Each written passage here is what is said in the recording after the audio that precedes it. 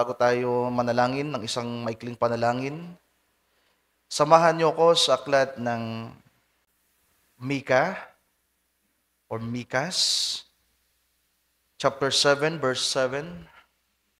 Sabi diyan, "Therefore, I will look unto the Lord. I will wait for the God of my salvation. My God will hear me." Sa Tagalog, ngunit sa ganang akin, ako'y titingin sa Panginoon. Amen. Ano ang meron sa Kanya? Ano ang meron sa ating Diyos? Bakit kinakailangan nating sa Kanya tayo tumingin? Nakagaya ng sinasabi ni Propeta Mika. So kagaya ng pagtuturo kanina, nasa ating Panginoon ang kapatawaran ng ating mga kasalanan, mga kapatid. Ang ating kaligtasan at katubusan. Sabi dito, ako'y maghihintay sa Diyos ng aking kaligtasan. Didinggin ako ng aking Diyos. What a confidence. Didinggin ako ng aking Diyos. Kaya nating paniwalaan yan. Kaya nating sabihin yan, isa puso, isa isip na didinggin ako ng Diyos. Amen. Pagpalain kayo ng ating Panginoon, mga kapatid. Tayo manalangin saglit. Ama naming Diyos na banal at dakila, Panginoon, muli kaming dumudulog sa iyo sa oras na ito sa maikling panalangin upang muling ipagkatiwala sa iyo ang nalalabing mga sandali. Panginoon, ikaw po ang mangusap sa aming kalagitnaan. Tulungan mo po ang bawat isa mula sa iyong lingkod na iyong itinayo muli at sa aking mga kapatid na makikinig ng iyong mga salita. Ikaw po ang maglagay ng kaunawaan sa aming mga puso. Kapahayagan, O Diyos, at tulungan kami na ito'y matanggap namin ng buong buo. Maraming salamat po. Dalangin namin ang lahat ng ito at sa mo, hinihiling sa iyo lamang at sa iyo pong dakila at banal na pangalan, aming Panginoong Jesucristo. Everybody says Amen. Amen and Amen. Pagpalain kayo ng ating Panginoon, mga kapatid. So muli, ito ay encouragement. Yung pangaral sa araw na ito ay more on encouragement sapagkat every Wednesday nagtatalakay tayo ng mabibigat na paksa. At iniisip ko na ang maipaabot pag-araw ng linggo ay more on encouragement sapagkat pag Wednesday ay doctrinal tayo at napakabigat ng pagtatalakay natin at I hope na kahit papaano na-absorb natin, mga kapatid. Sa araw na ito, yung topic natin ay pinamagatan po natin na more than enough. At tuwang-tuwa ako sa kanta na ipinaawit ang ating kapatid, Brother Jeff. Doon ko lang na-realize na tugma yung paksa. Yung pinaka-main title ko ay More Than Enough. At meron tayong subtopic or subtitle na Looking Away unto Jesus. So, yung Jehovah kasi, mga kapatid, yan ay salitang Hebrew-Aramic. O makalumang salita pa yan, technical, wag na natin pag-usapan yung technicality ng salita. Ang mahalaga, ano meron sa salitang yon, ano meron sa pangalan na yon. At sa Hebreo, kung titingnan nyo, kapag clinic nyo sa KJV+, ang nakalagay talaga dyan ay Jehovah, sa Ingles. At malaking usapin yan sa marami pag pinag-usapan ng Godhead, pero hindi naman tayo Godhead. Kaya sana'y mas makuha natin yung mensahe. Lahat ng bilanggit kanina, Jehovah Jireh, Jehovah Rapha, Chidkino. So lahat ng yun, yung 7 ay, ang pinapatungkulan lang naman noon ay isang persona. Si Jesucristo na ating Panginoon. Ang ibig sabihin kasi ng Jehovah Jireh, the Lord my provider. Diba? Ang ibig sabihin ng Jehovah Rapha, the Lord is my healer. Pag sinabing Jehovah Chidkino, the Lord is my righteousness. Jehovah Nisi, the Lord is always present. Tama ba? Laging nandiyan para sa atin. So, ang tinutukoy ay walang iba. Ang ating Panginoong Jesucristo at kapag naintindihan natin, ano meron sa ating Diyos, truly, mga mahal kong kapatid, He is much more than enough. Ang kanyang dugo ay hindi lang sapat, higit pa sa sapat. Ang ibig sabihin ng more than enough, higit pa sa sapat. Hallelujah. Ang ginawa ng ating Panginoon ay higit pa sa sapat. Pero ang problema sa mga tao at problema din sa ating mga mananampalataya, masyado tayong nadaya ng sanglibutan. Nadaya ni Satanas na deceiver. At nung nakaraan, yung huling pagtatalakay natin ay about sa spirito ng pandaraya, espiritu ng kasinungalingan. At isa nga sa pinagbubulay kong paksa ay about sa spell na naroon sa Galatia chapter 3. Sabi ni Pablo, O Polis Galatians, who is bewitched you? Sino ang nangkulam sa inyo? Sino ang, may mababaw na salita, sino ang gumayuma sa inyo? Di ba? Pag sinabi kasing kinulam, ginayuma, naingkanto, para bang paniniwalain ka sa isang bagay na hindi totoo. Kaya nga ang sanglibutang ito, mga mahal kong kapatid, bagamat totoo ito'y real. It is real. What you saw is real. But spiritually speaking, it is not real. Because it's atemporal. Sabi ng Biblia, ang totoong mga bagay ay ang mga bagay na hindi nakikita, na walang katapusan. Kaya nga kapag ang nakikita lamang natin ay ang sanglibutan, ang pamilya, ang trabaho, ang karir, we are bewitched. Naingkanto tayo. Diba? At napakahirap pong pagsabihan, turuan at pangaralan ng isang taong nakulam. Ang pangkukulam ay totoo, sabi ng Biblia. Ang gayuma. Sa Acts chapter 8, merong isang sorcerers, witch, na na-convert. At ang pangalan niya ay si Simon na manggagaway. Di ba? Na marami siyang nadaya, marami siyang napaniwala, at kinikilala siya ng mga tao na Diyos. Pero nang dumating sila Pedro, sila Juan, napagtanto nila na ang totoong Diyos ay ang Diyos ng Israel. Kaya yung isang mangkukulam na nangkukulam, yung isang mandaraya na dumaraya ng maraming mga tao, tumanggap sa Panginoong Hesukristo. At nang makita niya ang pagpapagaling ng Panginoon, nang makita niya ang himala, nang makita niya na ang mga apostol ay nagpapatong ng kamay at ang mga mananampalataya ay tumatanggap ng Espiritu Santo, sabi niya, gusto ko rin yan. Magkano ba yan? Pedro, bibilhin ko rin yung kapangyarihan na yan na meron ka. At siya'y nirebuke ni Pedro. Sabi ni Pedro, meron kang kapaitan sa iyong puso. Magsisi ka, sapagkat mapapahamak ka kasama ng iyong salapi. Repent, Simeon, sapagkat ang Espiritu Santo ay hindi mo ito makukuha sa anumang halaga. Ito ay kaloob ng Diyos sa mga sumasampalataya. At sila na may pananampalataya ay tatanggap ng mga bagay na inihanda ng Diyos. So, di ko alam mga mahal kong kapatid kung bakit tila bang hirap nating turuan, pangaralan, at sabihin na, Brad, mali yung ginagawa mo. Yeah, maybe like what Apostle Paul said in Galatia chapter 3, yung mga mangmang na taga-Galatia ay nakulam. Spiritually speaking. Nang nakikita nila ay fantasy. Di ba alam yung mga nagayuma? Yung mga naingkanto? Nakakakita ng mga dapat hindi makita. Makakakita ng napagandang paraiso. Na siya lang yung nakakakita. At magiging mystery. The mystery of, di ba sa Samar meron eh. Nadaanan nga namin yun nung bumisita kami. Ngayong Agosto yun eh, nung pumunta kami sa Samar, kanila tiyo. At yung sinasabing biringgan, naririnig niyo ba yung biringgan? Na yung biringgan ay may mga nakakakitang isang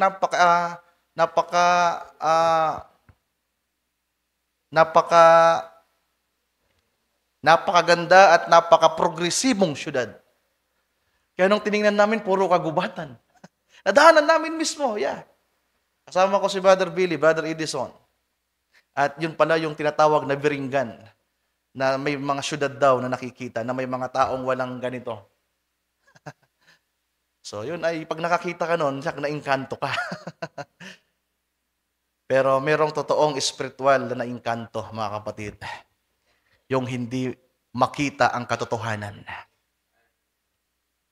Kapag nabulag ka sa kagandahan ng sanglibutan, it is more fantasies.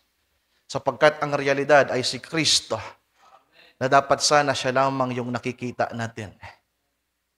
Basahin nga natin ang Galatia chapter 3, verse 1 and 2, Sir Mary Ann. Yamang nadaanan na lang din naman natin for introduction. Sabi diyan sa Tagalog, O mga mangmang na taga-Galacia. Sa Tagalog, sino ang mga nagsigayuma sa inyo? Nasa harapan ng inyong mga mata ay si Jesucristo. Ito nakakalungkot, mga mahal kong kapatid. Nasa harapan lang nila ang Panginoon. Alam nila kung ano ang nangyari sa Jerusalem. Nakita nila kung paano napako ang ating Panginoon. Inilibing at muling nabuhay. Pero dumating ang araw na itong mga Kristiyanong ito na nasa Galacia ay bumalik sa pagiging makalaman, makamundo. Na imbis na lumakad sa pananampalataya, sabi ng sumunod ng mga talata diyan, sila ay nagpakasakdal sa gawa ng laman. Na imbis na sa pananampalataya. Kaya nga ang mga totoong mananampalataya, ang tawag sa atin, living by faith.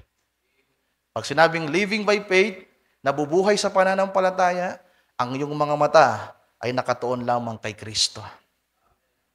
Sapagkat siya ay higit sa sapat. Amen. Hallelujah. At sa isang kilalang kwento sa banal na kasulatan, mga kapatid, na iso kayong dalhin, na ang ating Panginoon ay maghimala nang gawin niyang libo-libo ang 5 tinapay at 2 isda. At dito tayo magdudwell. At napaganda ng inspirasyon na nilagay ng Panginoon sa bahaging ito sa aking puso. Basahin natin ang John chapter 6, beginning at verse 1 hanggang 15. Mas minabuti kong Tagalog lahat ang babasahin natin. Verse 1. Pagkatapos ng mga bagay na ito ay naparoon si Jesus sa kabilang ibayo ng dagat ng Galilea na siyang dagat ng Tiberias. At sumusunod sa kanya ang lubhang maraming tao sapagkat kanilang nakikita ang mga tanda na ginagawa niya sa mga may sakit. At umahon si Jesus sa bundok at dooy naupo siya nakasama ng kanyang mga alagad. Malapit na nga ang Pasko na pista ng mga Hudyo. Itinanaw nga ni Jesus ang kanyang mga mata at pagkakita na ang lubhang maraming tao ay lumalapit sa kanya, ay sinabi kay Felipe, saan tayo magsisibili ng tinapay upang mga kakain ang mga ito? At ito'y sinabi niya upang siya'y subukin, sapagkat nalalaman niya sa kanyang sarili kung ano ang kanyang gagawin.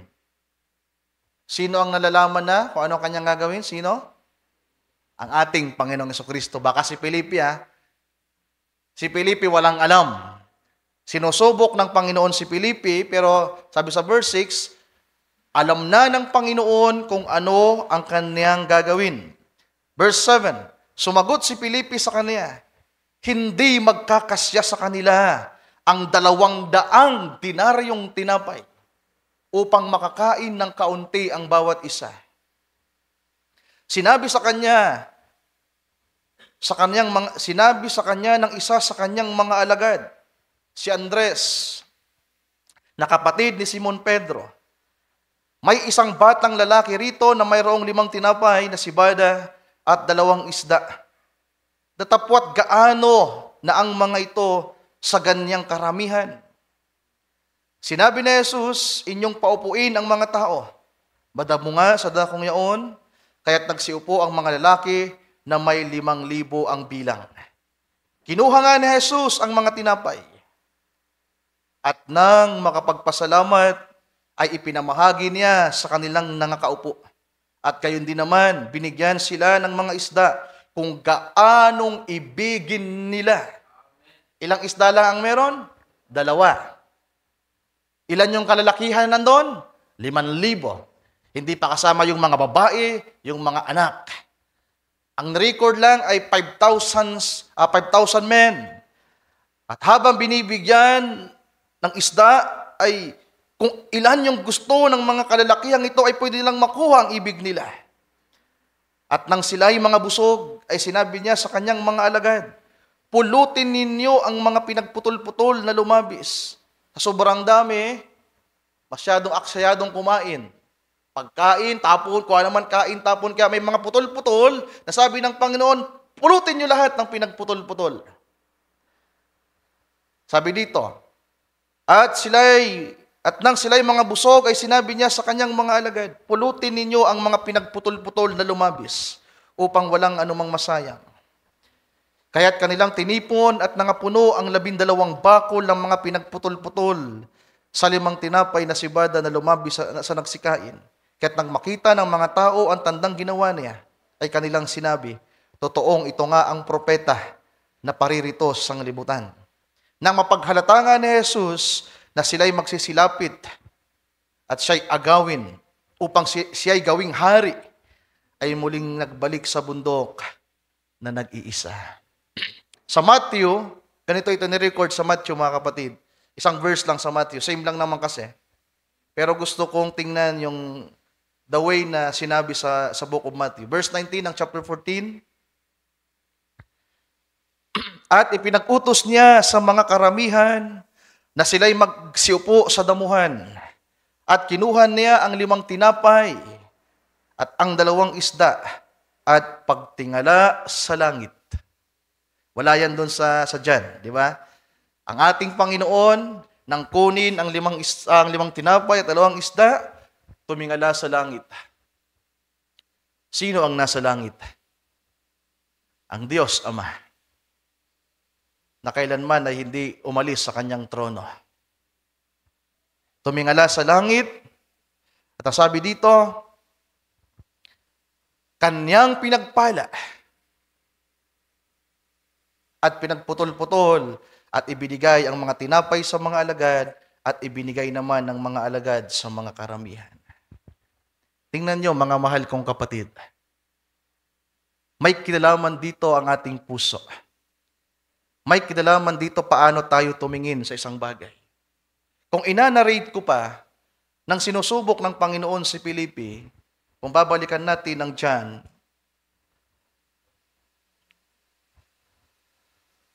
sabi sa verse 5, sabi ng Panginoon kay Filipi, saan tayo magsisibili ng tinapay upang makakain ang mga ito? At ito'y sinabi niya upang siya'y subukin sapagkat nalalaman niya sa kanyang sarili kung ano ang kanyang gagawin. Verse 6, Sister Marian. Binasa natin yung verse 5, then yung verse 6. So take note mga mahal kong kapatid, alam ng Panginoon ang kanyang gagawin. Pero si Filipi, na sinubok ng Panginoon ay hindi alam kung ano yung kanyang gagawin. John chapter 6, verse 5 to 6, then verse 7. Sumagot si Filipi sa kanya. Ito na. Paano natin ito inanarrate?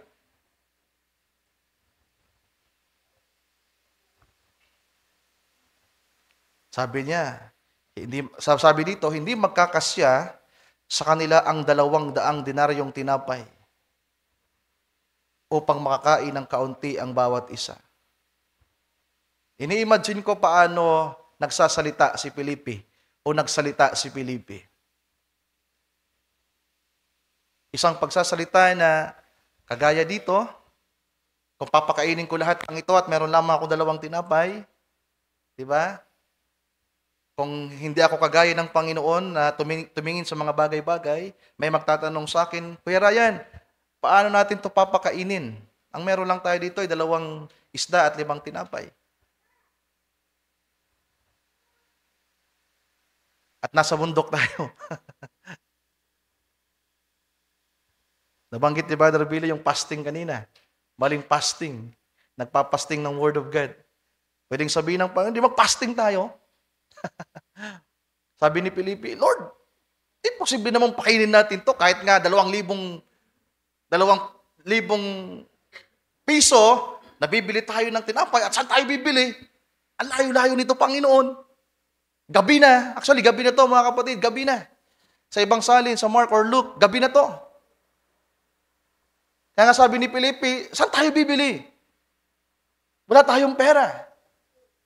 At kahit bumili nga tayo ng ganito karaming halaga, hindi pa rin natin to kayang pakanin. So anong nakita ni Felipe, mga mahal kong kapatid? Ano yung nakita ng mga disipulo? Yung isa naman, si Simon. Si Andres, rather, na kapatid ni Pedro. Di ko rin alam kung paano nagsalita itong si Andres. Panginoon, na meron lang dito dalawang isda. Nakuha niyo bang ibig kong sabihin? At tingnan niyo yung inyong sarili bilang si Andres at bilang si Felipe. Ang lagi nating nakikita, mga mahal kong kapatid, kapag ang sweldo ay 1,000 lamang, it is not more than enough. Paano ako mababayaran ang bilihin? Paano ako mababayaran yung utang ko? Paano ako may puprovide ang pangangailangan ng pamilya ko? Paano ako makakatulong sa church? Actually, malimit ko tong banggitin sa aking asawa, kay Sir Matit. Ang laki ng sweldo niyan, pero nagrereklamo pa rin. Sabi ko, imbis na maging grateful ka at thankful at magpasalamat na nababayaran natin yung utang, nababayaran yung mga bayaran. Di ba?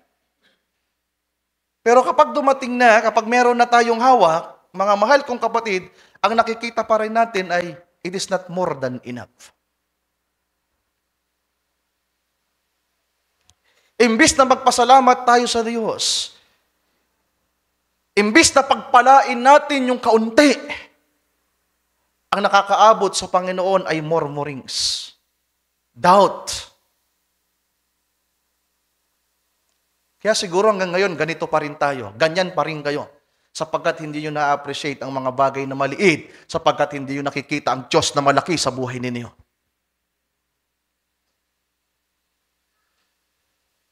Nais ng Diyos sa pagpalain tayo. Amen. Yung 7 redempted names, nature ng Panginoon, nais niyang iparanas sa atin. Pero kung hindi tayo magtitiwala sa Kanya, hindi tayo mananalig sa Kanya, mga mahal kong kapatid, yung mga bagay na inakala natin na walang halaga, walang anuman sapagkat maliit, pero sa paningin pala ng Diyos ay biyaya at pagpapala. Kaya tingnan nyo ang ginawa ng ating Panginoon, mga kapatid. Yung it is not more than enough, kay Andres at kay Felipe, more than enough sa Panginoong Diyos. Ng ating Panginoon, hawakan. Diba? Hawak ni Andres, hawak marahil, kasi siya yung lumapit eh. May nakuha siyang dalawang isda at 5 tinapay, hawak-hawak niya. Mayroong isang batang nagdala ng 5 tinapay. Buti pa yung bata, may baon. Diba? May dala siyang 5 tinapay at 2 isda. At agad itong napansin ni Andres at kinuha. At inilapit sa Panginoon. Yung 2 isda at 5 tinapay na sa tingin niya ay hindi sapat sa karamihan. Kaya sabi niya, ano sabi dito? May isang batang lalaki rito, verse 9, na mayroong 5 tinapay na sibada at 2 isda. Datapwat gaano ang mga ito sa ganyang karamihan. Di ba? Hindi man lamang natin narinig sa bibig ni Andres na Panginoon, salamat. Kahit pa paano, merong 2 isda dito at 5 tinapay. Baka, pwede natin itong gawa ng paraan, Panginoon, dahil ikaw naman nangaral, sa'yo na lang to. Amen! At karamihan, Panginoon, papag-ayunuhin na lang po natin, o kaya, pauwiin na lang po natin. Pero salamat, Lord, kasi merong 2 isda, may 5 tinapay, sa'yo yung isa, Panginoon, 1 tinapay sa'yo, at yung isa, Panginoon, paghahati-hatian namin ng mga kasama kong disipulo. At hingi na lang tayo ng pasensya sa mga tao, mga kapatid, sorry. Ito lang yung pagkain natin. Kung meron kayong pwedeng makuha diyan, sige, hanap kayo, gawa tayo ng paraan. Pero hindi. Ang nakita ng mga alagad ay kakulangan. Pero ang kagandahan, nang hawakan ng Panginoon yung kulang. Take note for that. Yung kulang nang mahawakan ng Panginoon. Kasi pwedeng hindi na ipahawak sa Panginoon yung 5 tinapay at 2 isda. Sasabihin nung tatay, nung bata, ay, tika lang, Andres, tika lang, Lord, sa anak ko yan. Baon yan ng anak ko. Yung anak ko may sakit yan. Pag hindi po yan nakakain, mahihimatay yan. Kaya nga po yan may baon, Panginoon, kasi hindi pwedeng magutom yung anak ko. At bukas, Panginoon, wala na kaming almusal. Huling-huling arena na po yung ginawa ko sa tinapay na yan. Pero walang nagreklamo. Nang ibigay ang 5 tinapay at 2 isda, nang mahawakan ng Panginoon. Mga kapatid, ito ang susi dito. Kapag nahawakan ng Panginoon, yung tingin natin ay maliit at kulang.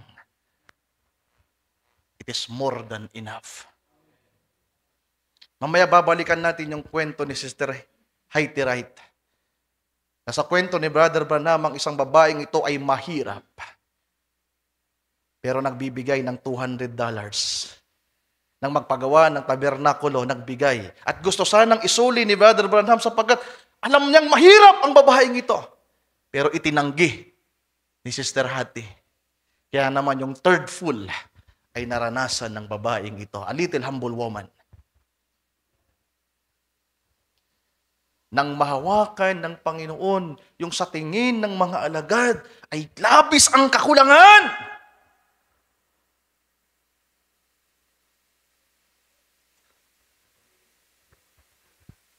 Higit pa sa sapat ang kayang gawin ng Diyos. Pai Itoy, napakasipag mong magtrabaho. Diba? Lagi ko nakikita si Pai Itoy nakasakay sa traktor, sa harvester. Ang sipag-sipag, pero hanggang ngayon, masipag ka pa rin. Ang daming masipag, hanggang ngayon, masipag pa rin. Ang sarap kaya magpahayahay na. Nakaupo ka ng nakadikwatro sapagkat nakikita mo na yung pinagsipagan mo. Pero kung hanggang ngayon, masipag ka pa rin, may problema. Sapagkat ayaw ng Diyos na masipag ka lang. Nais ng Diyos isang masipag na pinagpala. Sapagkat yung kasipagan mo, nais ng Diyos na yun ay maging pagpapala para sa iba. Ang sumpa sa tao ay magtrabaho habang nabubuhay. At mamamatay siyang nagtatrabaho sa kanyang kasipagan. Pero nang dumating ang ating Panginoong Jesucristo, binali niya ang sumpa. Nais ng Diyos na pagpalain ka. Sabi ng Panginoon, ang magnanakaw ay pumaparito para manira, magnakaw at pumatay. Pero ang anak ng tao ay pumarito para magbigay ng buhay at ng kasaganaan nito. John 10:10. I-plus mo, Sir Mary Ann. Hindi pumarito ang magnakaw, kundi upang magnakaw at pumatay at pumuksa. Yan ang trabaho ni Satanas. Pero naparito ang ating Panginoon para magbigay ng buhay at magkaroon ng kasaganaan nito. Magkano ang sweldo niyo, mga sister? Araw-araw. Alam nyo, minsan ayoko ng sumweldo eh. Parehas malaki yung sweldo namin, Mr. Matit. Pero pag sweldo na, nag-aaway kami. Hindi naman yung away na away. Hindi kagaya ng away niyo. Yung away namin, ano lang, kagaya kahapon, nagpasama sa akin na magsaud. Meron siyang savings sa kanyang card. Ayaw sabihin sa akin kung magkano. Alam mo yun, yung ayaw sabihin kung magkano kasi ayaw man lang mahingan. Sabi ko, magkano nga? Basta tama lang. Magkano nga? Napilit ko. Alam nyo, kailan nagsabi kong magkano? Andun na kami sa Mampuag. Sabi ko, magkano? 7,000. Ang laki pala ng savings mo. 7,000. Baka naman, pwede mo naman, ako naman ang bigyan mo. Ang dami niya nang bibilhin. Ang dami niya nang kailangan. Hindi mo lang napagsabi, sige, sa'yo na yung para sa'yo. Hindi mo lang naalala, kahit yung tithes mo lang, sabi niya, sige, meron ka naman eh, sa'yo na yung para sa'yo. Wala!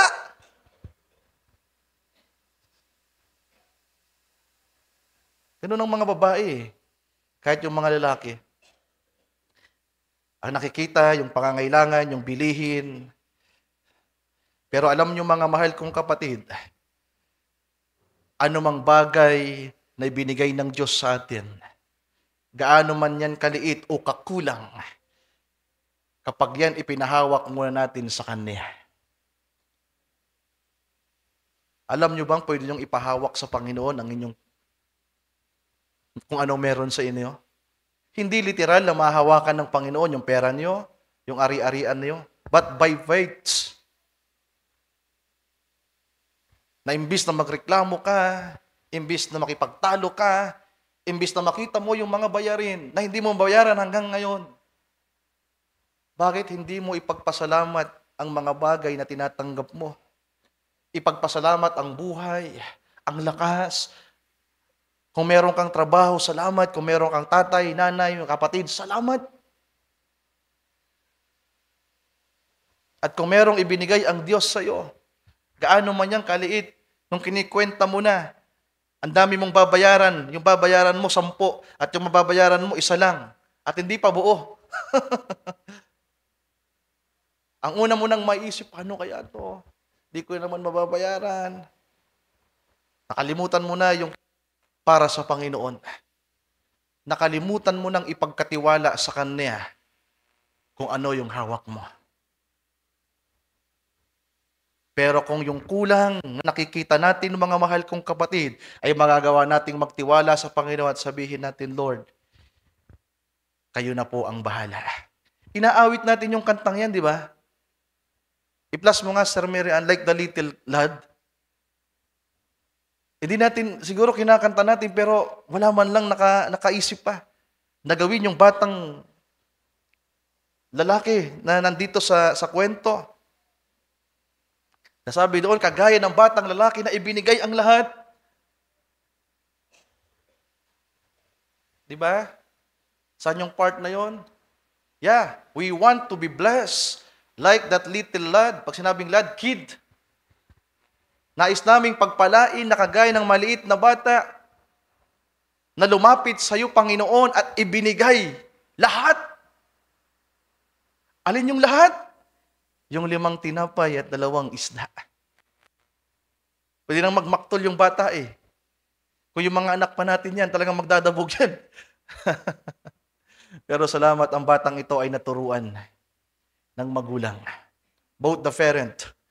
Siyempre, hindi naman yung batang yon, wala yun doon sa wilderness na yun, kung wala yung tatay at nanay noon. Napaganda ng ipinakitang ugali ng tatay, ng nanay at ng batang ito na sa panahon ng pangangailangan, nagawa nilang ibigay, i-share kung ano yung meron sa kanila. At yung sa inaakala ng mga alagad, mga mahal kong kapatid, na kulang. Tingnan niyo, 5,000 lalaki tapos 5 isda. 2 isda. Ipaparis mo yung tinapay sa isang isda kasi yung kanin, yung loaves, yung bread, parang kanin yan sa atin. At yung isang loaf, isang tinapay, ang partner niyan isang isda para meron kang ulam. Pero yung meron lang 2 isda at 5 tinapay. Eh kahit nga tayo dito mismo, kahit nga siguro isang pamilya ni Brother Alex na marami sila sa kanilang tahanan, hindi magkakasya yung 5 tinapay at 2 isda. Yung mga anak natin dito, na hindi na-appreciate yung niluto ng kanilang mga magulang. Pag andyan na yung pagkain, imbis na magpasalamat, reklamo. Kapag nagluto yung asawa na hindi masarap, reklamo. Di ba? Gaano tayo kadalas magreklamo sa bahay, mga mahal kong kapatid, na imbis na magpasalamat at pagpalain ng Diyos kung ano yung meron. Alam nyo, hindi natin napapansin, hindi natin nakikita. Kapag tayo ay naging mapagpasalamat na may lubos sa pananalig sa Panginoon at pinagpapala natin ang mga bagay, imbis na magmurmur tayo at magreklamo. Kung magpapasalamat tayo sa Panginoon, i-exercise natin, sasabihin natin, Lord, salamat sa trabaho, Pagpalain mo po ang aking trabaho. Lord, salamat sa pagkain na ito. Pagpalain niyo po ito. Hindi natin namamalayan, mga mahal kong kapatid, merong kapangyarihan na kumikilos. Amen. Kaya anong nakikita natin? Ang kakulangan o ang Diyos na merong kapangyarihan? Kaya yung topic natin, mga mahal kong kapatid, more than enough. Amen. Sapat at higit pa ang ating Diyos. Hallelujah. At ang ating Panginoon ang pattern. Sapagkat ang ating Panginoon magkatawang tao, naging kagaya natin. Binasa ni Brother Alex kanina. Diba? Ang hindi tumanggap sa Panginoon bilang nagkatawang tao, ito yung Antikristo. Kasi ang ating Panginoon, nagkatawang tao siya, oo. Pero hindi siya tao, Diyos siya. Diyos na tao. Kaya nga nagkatawang tao lamang. At sino mang sumampalataya sa Kanya, sila yung may buhay na walang hanggan. Amen. Tama ba, mga mahal kong kapatid? At siya yung pattern natin na magkatawang tao ang ating Panginoon. Yung napakalaking kakulangan, meron siyang tiningnan sa langit. Sino ang tiningnan niya sa langit? Na lagi niyang tinatawag. Sa Matthew chapter 6, ano sabi doon? Sa inyong panalangin ay manalangin kayo ng ganito, Ama namin na nasa langit, sambahin ang ngalan mo. Sino yung tinatawag niya? Ang Ama sa langit. At ano ang Ama, mga mahal kong kapatid? Ang provider sa pamilya. Amen. At meron tayong Ama sa langit na provider ng lahat. Sabi pa ng propeta, hindi magiging Jehovah Rapha, si Jehovah, kung hindi mo na siya naging Jehovah Jireh. Sapagkat ang pagbibigay ng kagalingan ay parte ng pagiging Jehovah Jireh. Tama ba? Sabi ng prophet, hindi siya pwedeng maging Jehovah Rapha na hindi siya si Jehovah Jireh. Kasi kung hindi siya si Jehovah Jireh, ipagdadamot niya ang kagalingan. Hindi siya magiging Jehovah Chidkino kung hindi siya si Jehovah Jireh. Tama ba? Pag sinabing Jehovah Jireh, mga mahal kong kapatid, it is God, the self-sufficient one, na kaya niyang i-provide ang lahat sa atin. Kaya nga yung pangalang Jehovah Jireh, na naitala ito sa banal na kasulatan, nang si Abraham naroon sa bundok, nang iaalay niya ang kanyang anak na si Isaac, papatayin ni Abraham sapagkat yun ang mandato. Pero out of nowhere, merong ram, rather. Kasi yung lamb, bata yan.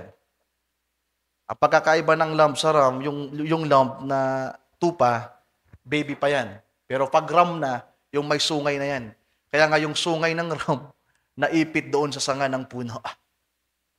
At nang makita ni Abraham yung usa, yung tupa, sabi niya, tatawagin ko ang lugar na ito na Jehovah Jireh, sapagkat ang Diyos ay nag-provide. Amen. Hallelujah. So, yung subtopic natin, mga kapatid, so nag-introduction pa lang tayo, looking away unto Jesus. Ang ating propeta, William Branham, meron siyang topic, 1963. At dyan natin babasahin mamaya yung story ni Sir Hattie. Yung title niya, Look Away unto Jesus. O Look Away to Jesus. So, mas minabuti kong baguhin yung pangungusap at yung title natin para mas maintindihan natin. Dahil medyo nako-confuse ako doon sa Look Away to Jesus. Nung i-search, nung nilagay ko kasi sa Google, translation, English to Tagalog, sabi doon, pag sinabing, look away to Jesus, lumayo ang paningin sa Panginoon. At na-confuse ako, bakit ganito? At nang i-search ko, what is the meaning of look unto Jesus? Pero ang sinabi ng dictionary, ng Google, the phrase looking unto Jesus Hindi pala yun term lang na basta sinabing looking away unto Jesus, kundi yung word na looking away unto, ay isa pala itong idiom. Na ang ibig sabihin, pag sinabing looking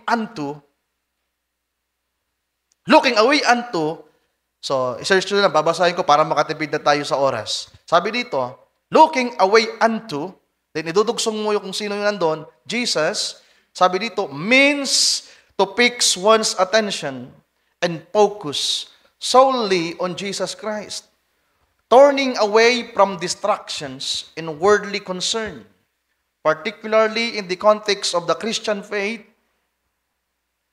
and the race of life. It is about prioritizing Jesus, seeing Him as the source of all things. Amen. And perfecter of our faith. Hebrews chapter 12. Looking unto Jesus, the author and finisher of our faith, and drawing strength and guidance from Him. Sa Tagalog, ang pangungusap o pariralang, looking away unto, ay nangangahulugang ilagay ang iyong buong pansin at pagtuon lamang. Kapag sinabi ng looking away unto Jesus, kinakailangan nating maibigay ang buong atensyon, pansin at pagtuon natin sa ating Panginoong Hesukristo lamang. Alam nyo, napakarami po kasing distraction sa mundo, mga kapatid. Maraming tinatawag na opportunities at priorities sa buhay na ito. Pero kapag nalihis ang ating paningin sa Panginoon, sa Diyos, gaano man kaganda, paulit-ulit natin itong naririnig dito, gaano man kaganda ang ating nakikita, pag hindi si Kristo ang nasa unahan natin,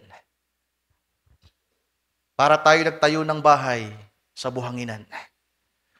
Na kahit gaano kalaking palasyo, kagandang tahanan o bahay ang itayo natin, pero kapag walang pundasyon at inalagay mo pa sa buhanginan, then ay babagsak.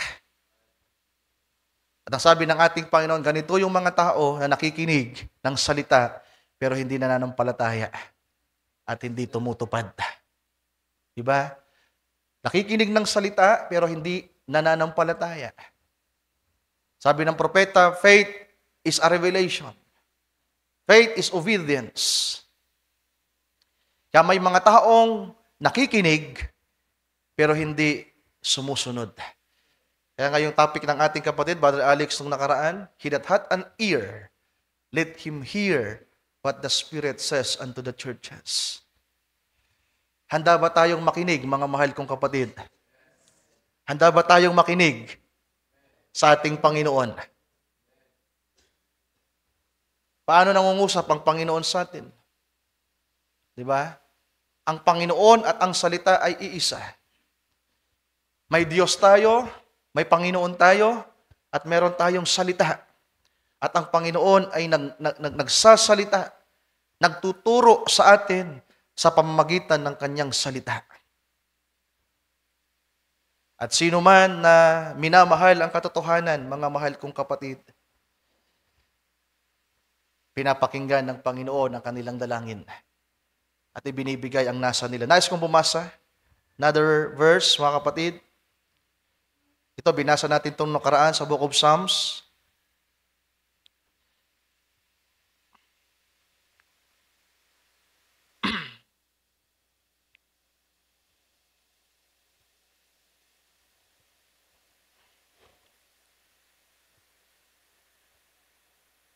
(34:15) hanggang verse 17, sabi dito, ang mga mata ng Panginoon ay nakatitig sa mga matuwid, at ang kanyang mga pakinig ay nakabukas sa kanilang daing. Ang mukha ng Panginoon ay laban sa kanila na nagsisigawa ng kasamaan, upang ihiwalay ang alaala sa kanila sa lupa. Ang matuwid ay nagsidaing at dininig ng Panginoon, at inililigtas sila sa lahat nilang mga kabagabagan. Ang sarap na kapag tumingin ka sa Panginoon, nakatingin din siya sa iyo, na masaya. At uulitin ko yung sinabi ko nung nakaraan, mga kapatid. Kapag nasusunod natin ang Panginoon, nagagawa ang kanyang kalooban, natutuwa siya sa atin. Ang dahilan ng kanyang ngiti, dahilan ng kasiyahan ng Panginoon, ay dahil sa mga anak ng Diyos, sa mga Kristiyano na may pananampalataya sa Kanya, na handang sumunod sa Kanyang salita. Another chapter, 145 ng Psalms, Termerian, beginning at verse 8, sabi dito, ang Panginoon ay mapagbiyaya at puspos ng kahawagan, banayad sa pagkagalit at dakila sa kagandahang loob. Amen. Basahin natin to ng galing sa pusang sarap. Tingnan yung maigi, mga kapatid. Yan ang ating dapat tingnan. Di ba? Ang Panginoon ay mapagbiyaya at puspos ng kahabagan, banayad sa pagkagalit at dakila sa kagandahang loob. Ang Panginoon ay mabuti sa lahat, hanggang verse 20 tayo.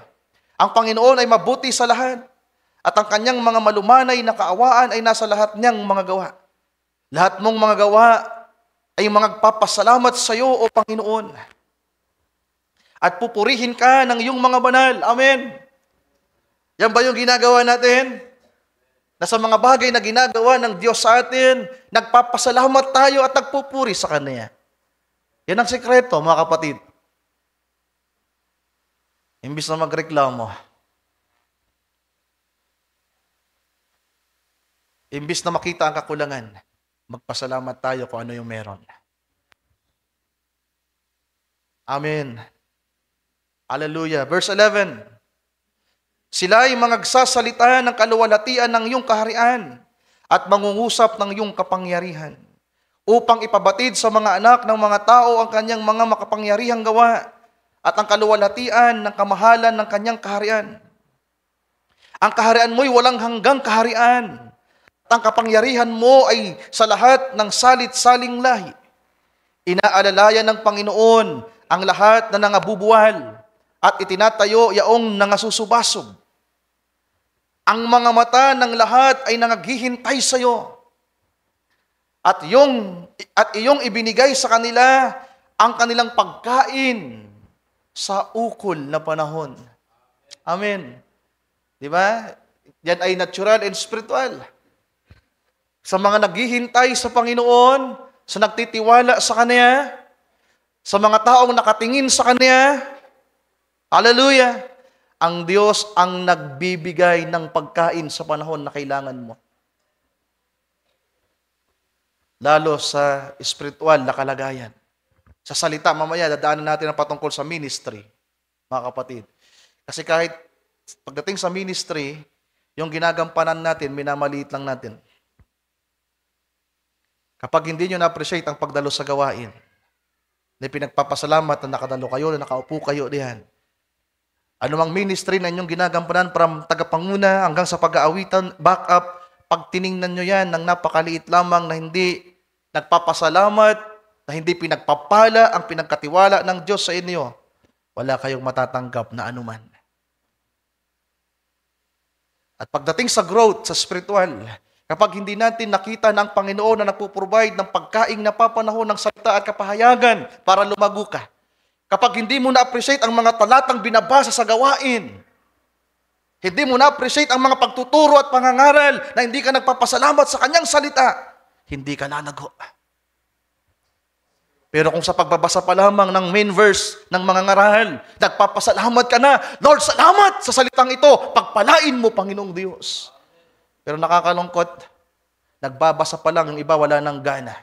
Sa pangaral pa kaya ng isang oras, bagot na, gusto nang umuwi. Lalago kaya kayo? Pagpapalain tayo?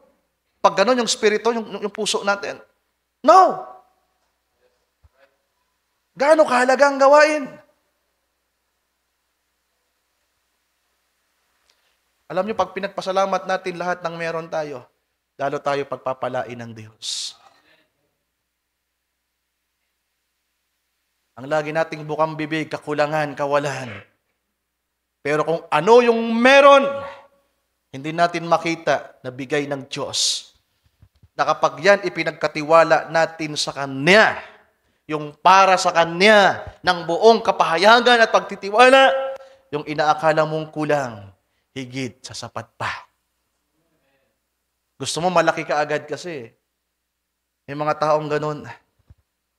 Pero hindi ganyan ang batas ng Diyos, mga kapatid. Tuloy mo natin yung pagbasa.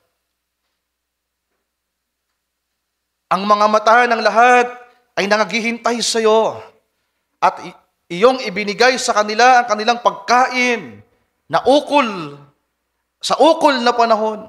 And verse 16, sabi dito, iyong binubuksan ang iyong kamay, hallelujah, at sinasapatan mo ang nasa ng bawat bagay na may buhay. May buhay ba tayo? May buhay ba tayong taglay? Ano ang kailangan ng buhay na meron tayo? Kailangan natin ng damit? Three basic needs of men. Mamaya babasahin natin yan sa Matthew 6. Damit, pagkain, tahanan.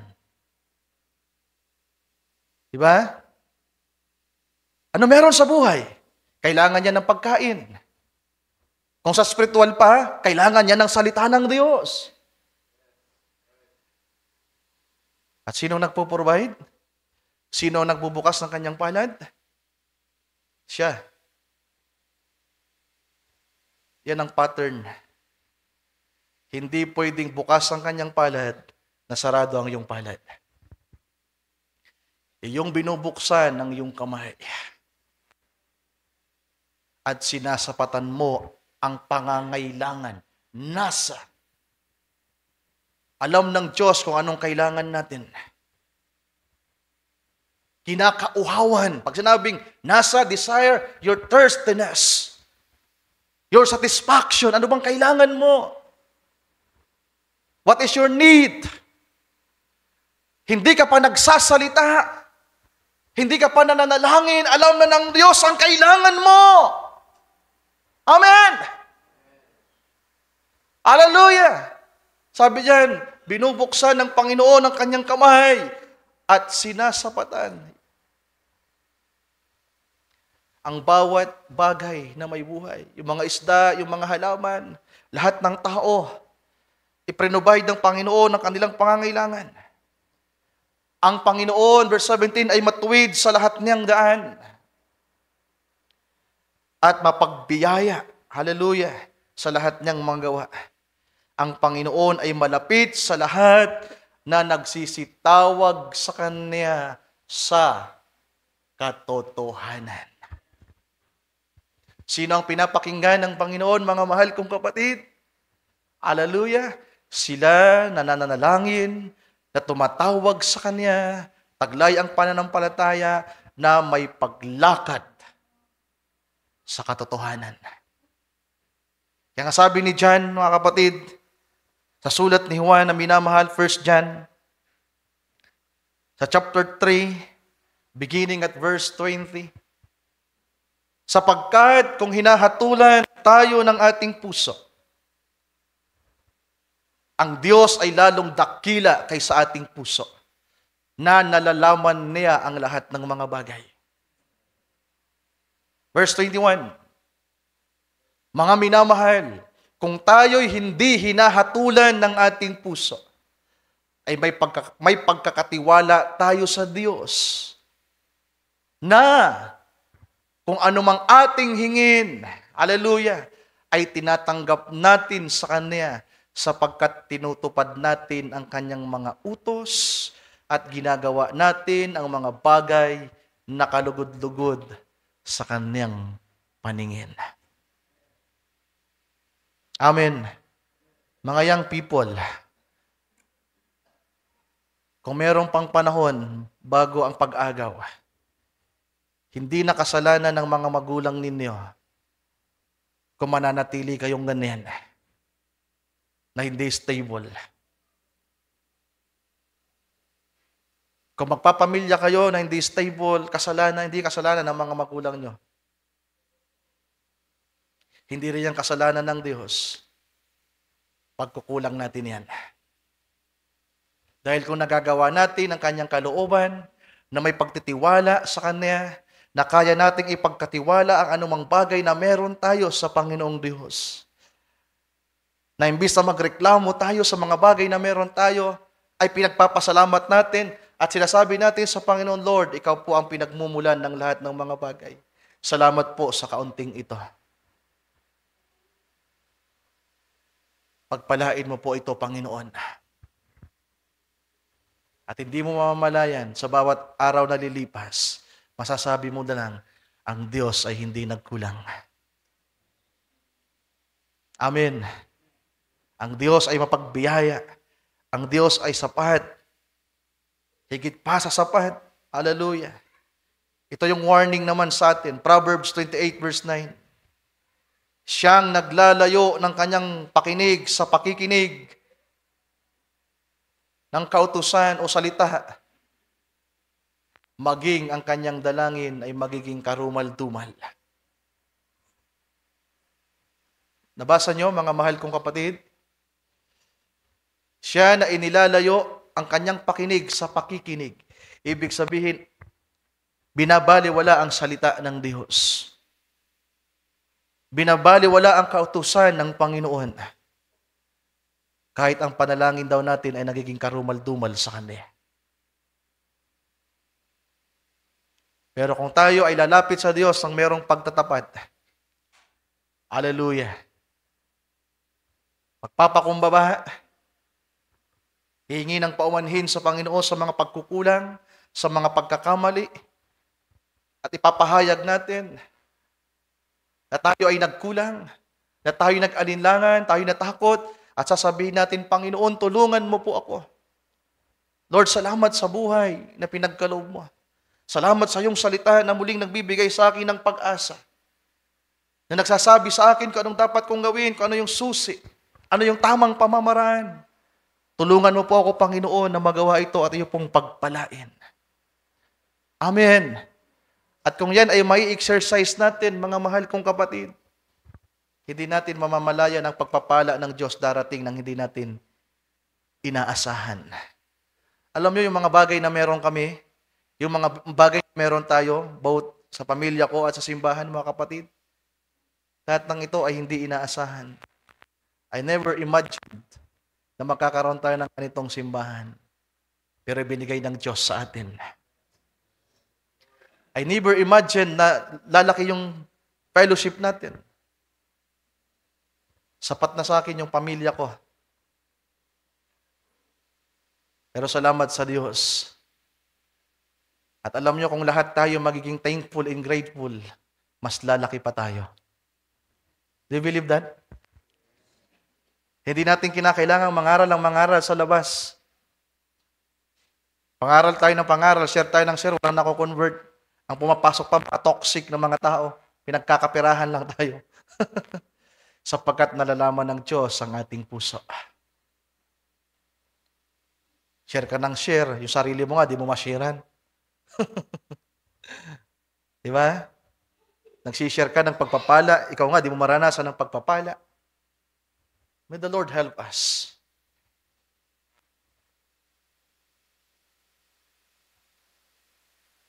Tulungan nawa tayo ng ating Panginoon, mga mahal kong kapatid. So may kinalaman dito, paano tayo tumingin sa salita ng Diyos, paano tayo tumingin sa kalooban ng Diyos. Kapag ang isang tao ay may lubos na kamalayan, kagaya ng ating Panginoon, sabi doon, sapagkat nalalaman na niya kung ano ang kanyang gagawin.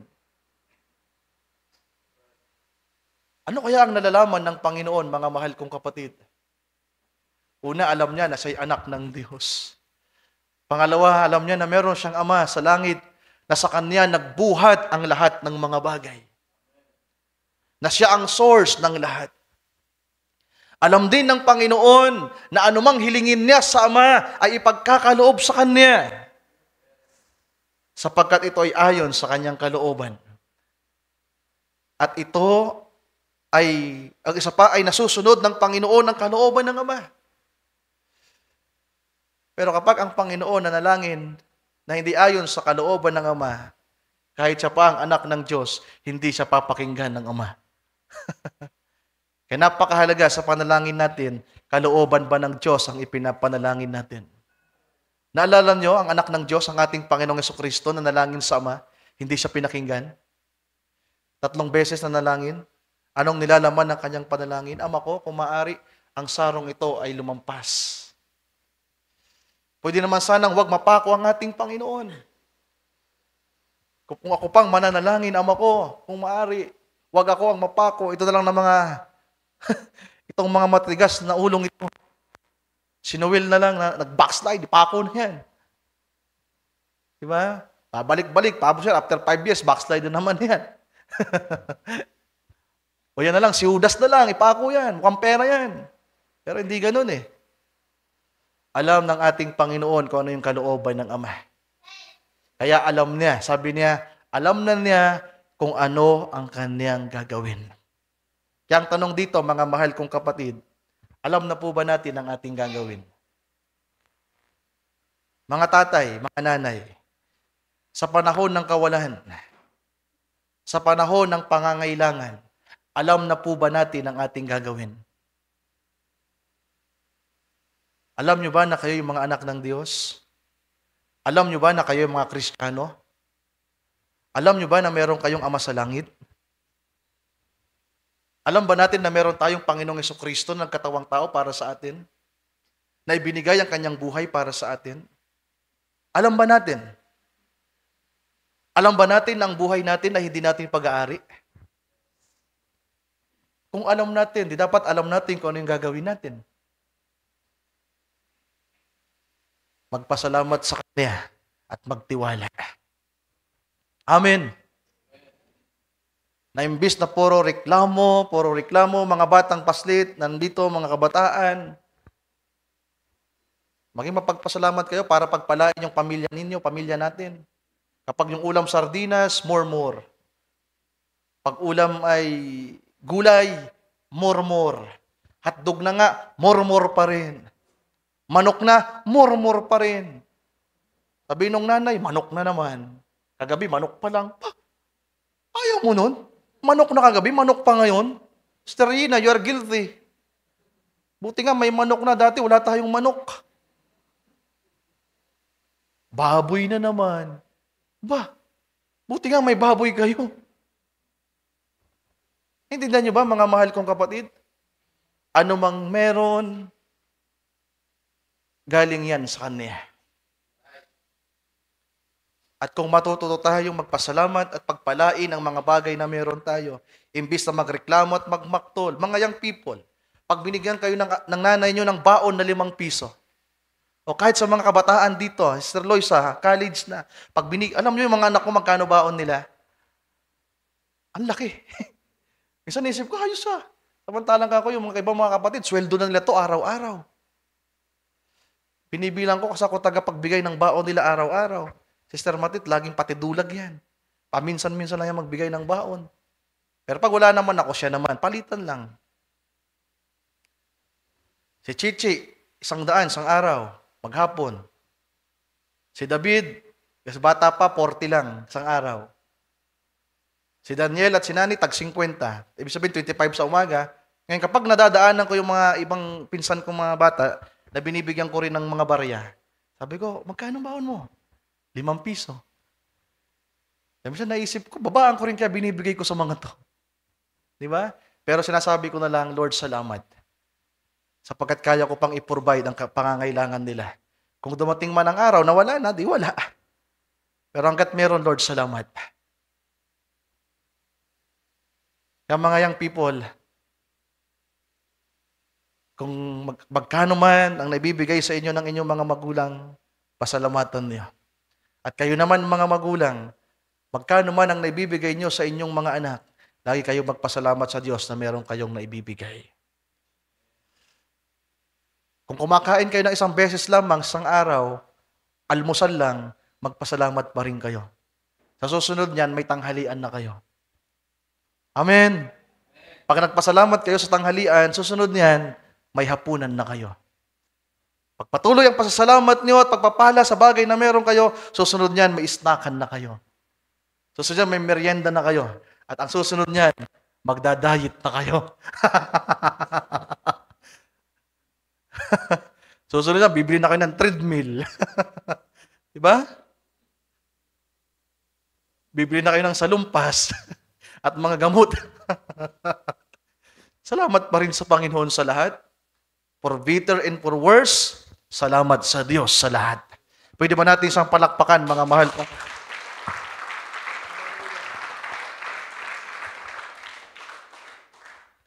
Mabuti ba ang Diyos sa atin, mga kapatid?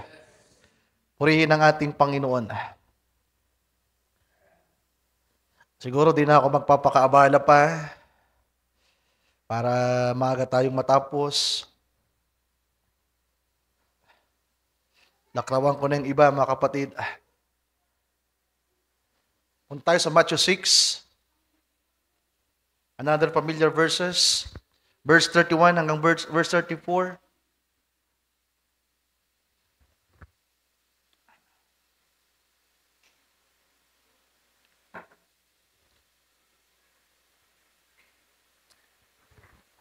Sabi ng ating Panginoon, kaya huwag kayong mga balisa na mga agsabi, ano ang aming kakanin o ano ang aming iinumin o ano ang aming daramtin. Sapagkat ang lahat ng mga bagay na ito ay siyang pinaghahanap ng mga hintil. Yamang talastas ng inyong Ama sa kalangitan na kinakailangan ninyo ang lahat ng mga bagay na ito. Datapwat, hanapin muna ninyo ang kanyang kaharian at ang kanyang katuwiran. At ang lahat ng mga bagay na ito ay pawang idaragdag sa inyo. Mga mag-aaral, alam ko mahirap mag-aral ng walang pera. Struggle. Ang kailangan niyo ang Panginoon sa buhay ninyo. Bilang Kristiyano, mga kapatid, dapat alam natin na meron tayong Diyos na pinaglilingkuran. Huwag nating iasa sa ating mga magulang ang lahat o sa mga tao.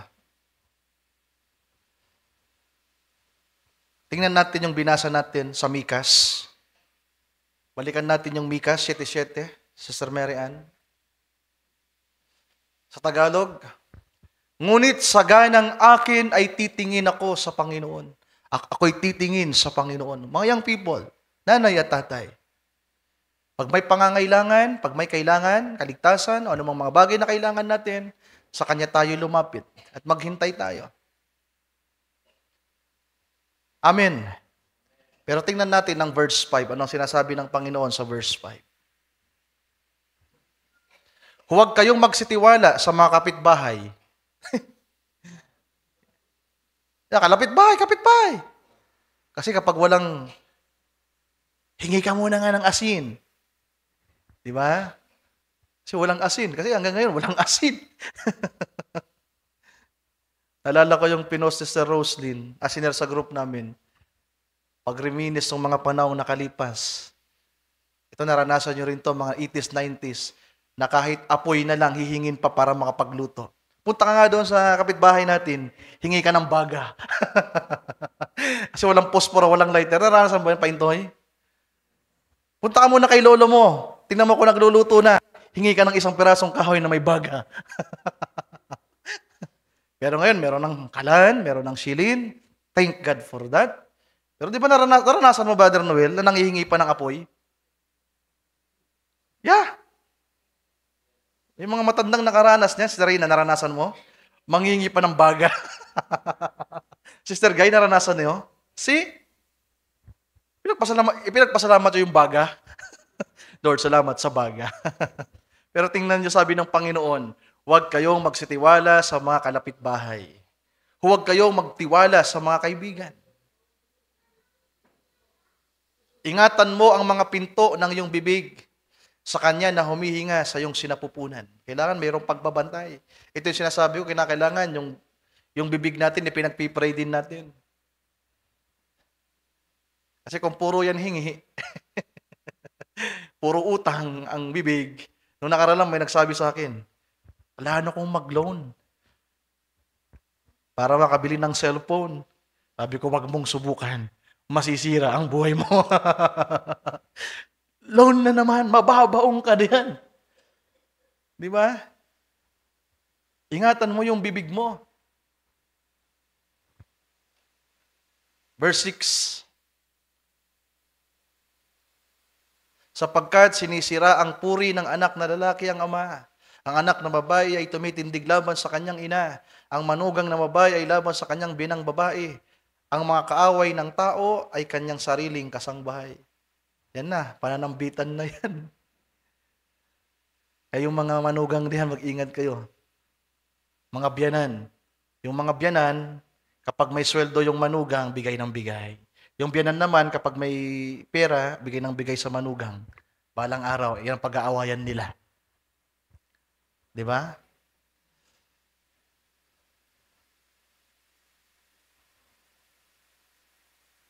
Sana walang mga magulang dito at mga anak na merong mga pananambitan.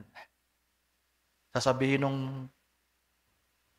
tatay, sana hindi na kita ipinanganak. Hindi ka na pinanganak ng nanay mo. Wala kang kwenta. Imbis na ipagpasalamat yung anak, di ba? Sabi ng Biblia sa Book of Psalms, ang anak ay handog at biyaya ng Diyos, kaloob ng Diyos sa mga mag-asawa. Pero pag may mga problema na, may mga pangangailangan na, yung mga anak din naman, ganun din. Sana hindi ikaw yung naging tatay ko. Sana hindi na lang ikaw yung naging nanay ko. Sana hindi na lang ikaw yung naging manugang ko, naging biyanang ko. Mabait man o masama, nakakatulong man o hindi ang sino mang tao na nasa paligid natin, mga kapatid. Exercise natin na magpasalamat sa Diyos. Sapagkat lahat ng bagay ay meron niyang layunin. Naalala yung paksa ko dati about sa perlas, yung mga kabebe, paano nabubuo ang perlas, di ba? Sino nakakaalam? Ang isang mamahaling perlas, paano nabubuo? Kinakailangan niyang dumaan sa mga irritation, mga basura. Dahil kung walang mag-iirita sa kanya, hindi siya mapuform na perlas. Ang diamante, paano nabubuo ang diamante? Kinakailangan niya ng mga maruming bagay na nakapalibot sa kanya sa ilalim ng lupa. Kung ano-anong mga kemikal, elemento na nakapalibot sa kanya para siya mabuo sa katagalan ng panahon. Init, pressure. Nagiging diamante ang isang diamante dahil sa init na nararanasan at sa pressure na dumadagan sa kanya. Kaya anumang pinagdadaanan natin, may pagpapala man o wala, maliit man o kaunti o marami mga mahal kong kapatid. Lagi tayong tumingin sa Panginoong Diyos na may pagpapasalamat at pagpapala sa mga bagay na ibinibigay niya sa atin. Amen. Hallelujah. Mabuti ang Diyos. Mapagbiyaya ang Diyos sa atin at sinasapatan niya ang lahat ng ating pangangailangan. And verse 7, yung pinaka-main text natin. Ngunit sa ganang akin, ako ay titingin sa Panginoon. Bakit? He is more than enough. Alam nyo, maraming mga Hudyo ang nagmurmur, mga kapatid. Nang wala nang makain, nang naghihirap na sila, nang wala nang mainom, puro murmur, puro murmur. At lahat ng mga nagreklamo, patuloy na nagreklamo, malimit na nagrereklamo, sabi ng kasulatan, Hebrews chapter 3, huwag natin silang tularan sapagkat dahil sa pagmumurmur nila, pagrereklamo nila, sila ay nangabuwal at hindi nakapagpatuloy at hindi nakapasok sa pangakong lupain. Sabi ni Pablo, mag-ingat tayo. Huwag natin silang tutularan. Sapagkat hindi nila nilakipan ng pananampalataya ang salitang kanilang napakinggan. Sa pagpapatuloy, kaya nga, kung marinig ninyo ang tinig ng Espiritu ng Diyos, marinig nyo ang kanyang salita ngayon, huwag nyo nang papagmatigasin ng inyong mga puso. Nagaya ng pagmungkahi ng iba sa araw ng pagsusubok sa kanila. Na dapat, mga mahal kong kapatid, ang makaparito ka sa gawain, nang mabautismuhan ka sa pangalan ng Panginoon, nang maunawaan mo ang isang bersikulo, ipagpasalamat mo yan sa Diyos. Yung isang verse, sabi pa nga ng propeta, kahit hindi mo pa maintindihan, pasalamatan mo na ang Diyos. Pag may narinig kang verse, hindi mo maintindihan, pasalamatan mo na ang Diyos. Kaya sa mga pangaral at pagtuturo, gaano man kaikli o kahaba, gaano man karami o kakaunti ang inyong naintindihan, always give thanks unto the Lord. At sabihin niyo, Panginoon, pagpalain niyo po ang mga salitang aking napakinggan. Ginagawa ba natin yan? Hindi. Iilan-ilan lamang ang grateful and thankful sa Panginoong Diyos. Pero sana, mga kapatid, sana, kung gusto nating maranasan ang Diyos na He can do more than enough, sa Kanya tayo tumingin. Hindi sa kalapit bahay, hindi sa kaibigan, hindi sa kaibigan, di ba? Hindi sa asawa, hindi sa tatay, hindi sa kanino man, kundi sa Kanya, na kayang ipagkaloob ang lahat ng ating pangangailangan.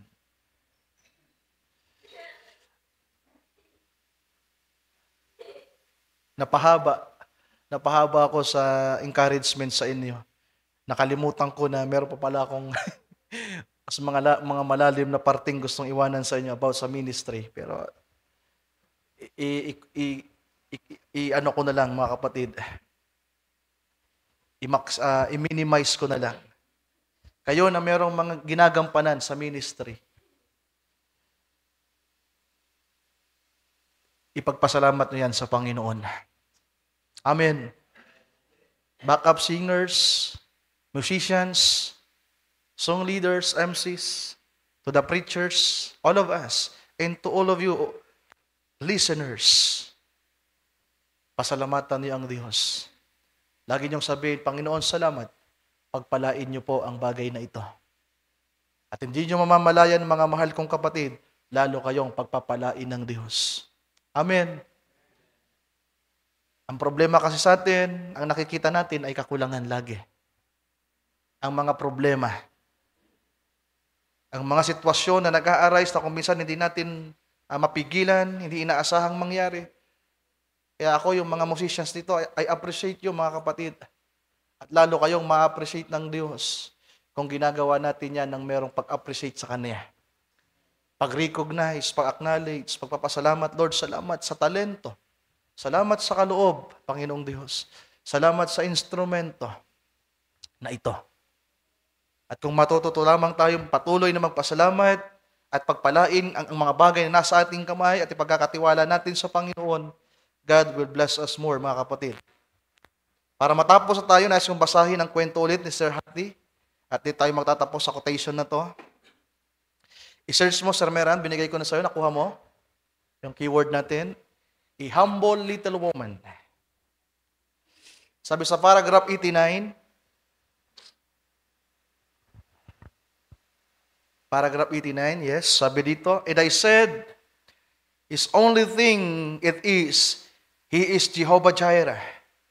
Just when Abraham needed a ram, God provided that ram. And He provided the squirrels. So alam nyo na kung ano yung meron sa squirrels. Alam nyo na? Itas nga yung may alam na sa squirrels, taas ang kamay. My goodness. Nakalimutan nyo na yung squirrel? Ulitin ko nga, sino yung may alam na sa squirrel? Hindi kayo nakikinig sa pagtuturo. Ipinangaral natin dito, yung paksang yan, yung pamagat natin, what's the third fool? Ano meron sa squirrel? Wala pa rin alam yung marami. Sabi ng propeta, He provide the squirrels. Hindi ko na pa ikukwento yan, bahala na yung, magbasa lang kayo ng mensahe ng prophet. O kaya balikan nyo yung paksang, what's the third fool? Sabi dito, He can speak a squirrel just into existence because He is creator. Just the same as He could speak the ram, Abraham never asked for it. So hindi daw po hiningi ni Abraham yung kordero na yon. He was just simply going on to do it. So gumagawa lang si Abraham sa kung ano sinasabi ng Panginoon sa kanya. He obeys. Sabi ng scripture, but it showed that Jehovah Jireh was there. When I said, next paragraph 90, when I said that, a humble little woman, for the first time this ever happened, the third fool upon a human being was a little humble woman that making about $200 a year. So nagkamali pala ako kanina. $20 yung binigay niya, hindi $200. Ang kinikita niya, $200 a year for her living. All she got out of her little farm. So wala siyang trabaho, ang meron lang siya ay taniman. Her husband dead, 2 children that had turned kind of a wild, patay ng kanyang asawa at meron siyang mga anak na suwail, mga magaslaw, mga pasaway. And come and donated $20 of that to the building of this tabernacle. And Meda had given me some money that morning for groceries, $20. And I was going to give it back to her that day while I was down there, so that she would not have to pay it, but she would not take it. So alam ng propeta, gaano lamang kalaki yung sweldo ng babaeng ito, $200 a year. At ibinigay yung $20 para makatulong sa tabernakulo sa panahon ng propeta. At gusto sanang isuli ni Brother Branham yung ibinigay ng babae sapagkat alam ng propeta na kailangan ng babaeng ito yung pera. Pero hindi tinanggap ni Sister Hattie. Next, hanggang paragraph 102 tayo. Sabi diyan, she was sitting back in the corner, and when I said, only thing I know is He's still Jehovah Jireh. Amen. Andun lang siya, sabi ng propeta, andun lang siya sa dulong bahagi. At sabi niya, ang alam ko, ang nalalaman ko lang, He's still Jehovah Jireh, ang Diyos na nagpuprovide. And little Hattie said, the right word, she said, that's nothing but the truth. Nang sabihin ng propeta, mga mahal kong kapatid, ang tanging nalalaman ko ay siya pa rin ang Diyos na tumutugon sa lahat ng pangangailangan. Pwedeng sabihin ni Sister Meda, hindi yan totoo. Patay na yung asawa ko, yung mga anak ko pasaway. Ganito lang yung kita ko sa isang taon, $200 para mabuhay kami. Hindi yan totoo. Pero hindi ganon, mga mahal kong kapatid. Nang sabihin ng propeta, ang tanging nalalaman ko ay siya pa rin ang Diyos na tumutugon sa lahat ng pangangailangan. At same na salita ang inyong naririnig ngayong umaga. Siya pa rin ang Diyos na tumutugon. He is more than enough. At kung masasampalatayanan nyo yan at tutugon kayo ng tamang pagtugon sa Panginoong Diyos, ang Diyos ay may kakayahang gumawa ng higit pa sa inyong inaasahan. Sabi ng babae, that's nothing but the truth. Atentibong nakikinig, Sister Hattie. Nakikinig sa sinasabi ng propeta, kahit gaano siya kalayo, nagawa niyang magpahayag, that's nothing but the truth. Kung sa madaling sabi pa sa atin, Amen. Amen. Seek ye first the kingdom of God and His righteousness, and all these things shall be added unto you. Amen. That's nothing but the truth. Pero ano nangyayari sa atin ngayon? Gusto nang umuwi. Pagod na.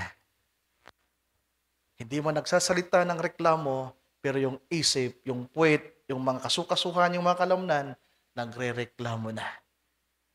At wala tayong kapangyarihan na i-resist at itama ang kondisyon ng ating puso at isipan at mag-appreciate sa biyaya ng Diyos na Kanyang ipinapahayag sa atin ngayon sa pamamagitan ng Kanyang salita. May the Lord forgive us. We are all guilty. Nais nyo bang pagpalain, mga kapatid? Nais nyo bang lumago sa pananampalataya?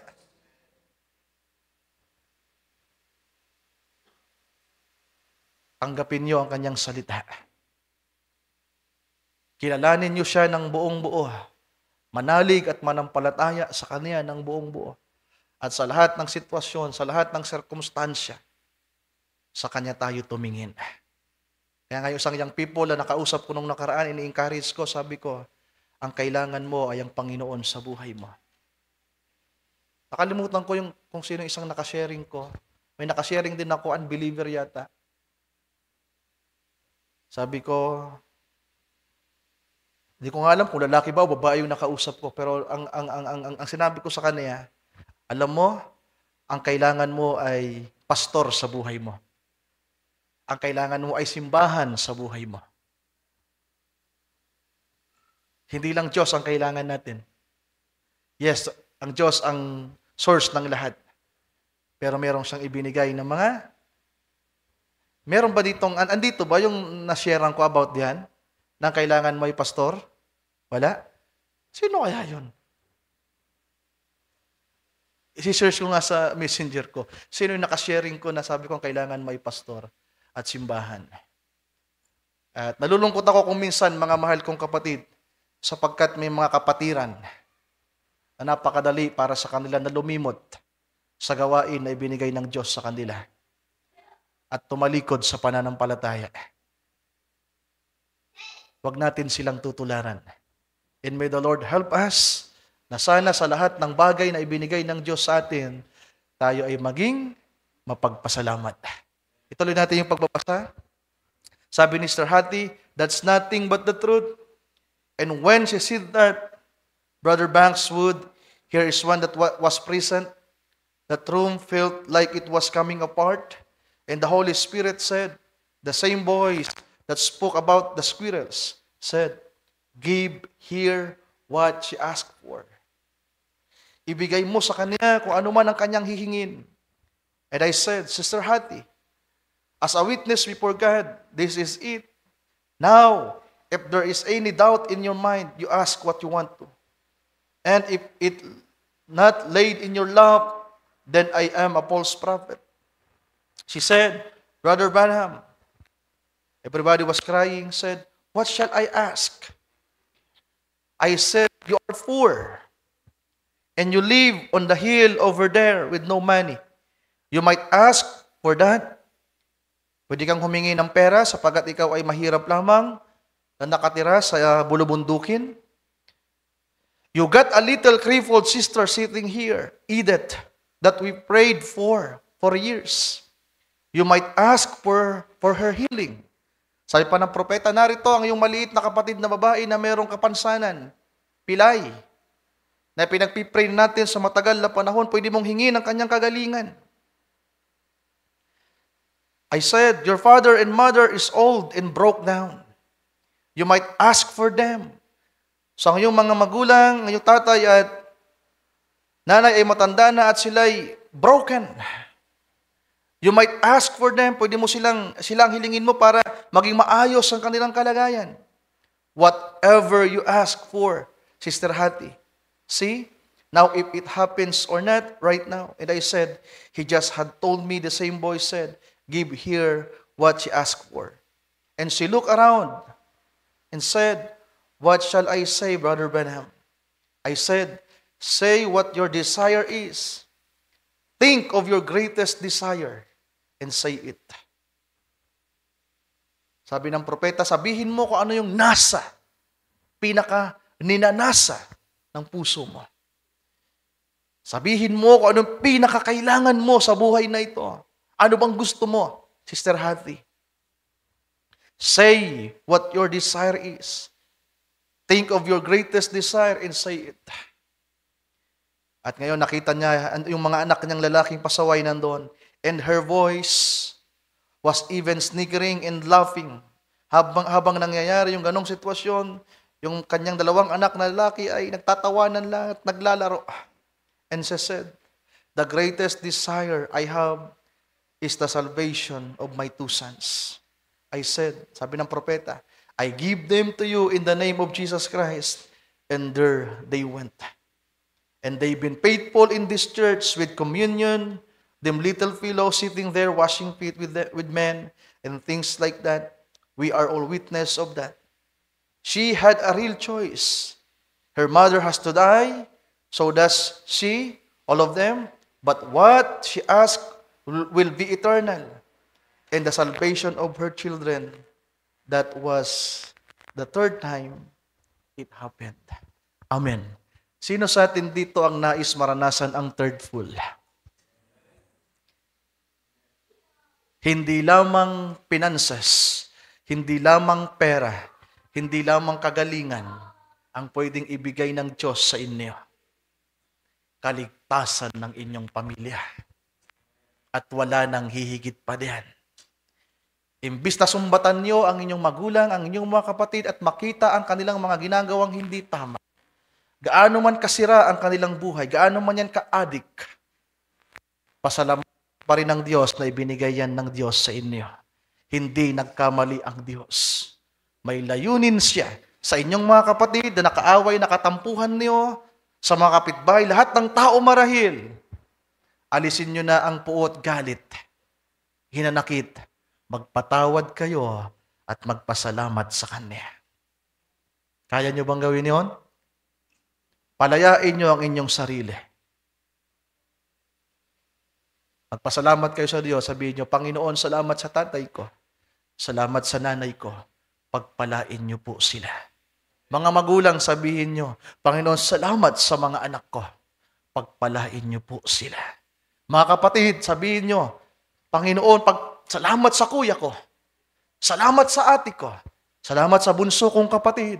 Salamat sa lahat kong mga kapatid. Gaano man sila, gaano man katigas ang kanilang ulo. Pero kung tayo nagpapasalamat sa Diyos at nagsasabi, Lord, pagpalain niyo po sila. Walang imposible sa Diyos natin. He is more than enough. Amen. Magpatuloy lang tayo, mga mahal kong kapatid, sapagkat isang araw, mararanasan natin ang third full at anumang bagay na ihingin natin sa Kanya, ipagkakaloob niya. Amen. Pagpalain kayo ng ating Panginoon at isang palakpakan.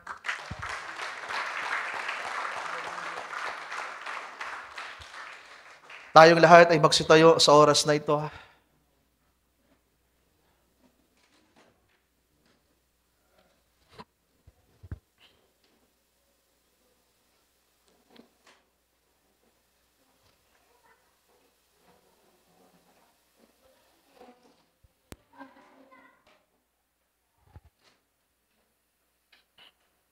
Basahin nga natin, Sister Mary Ann, ng Isaiah chapter 45.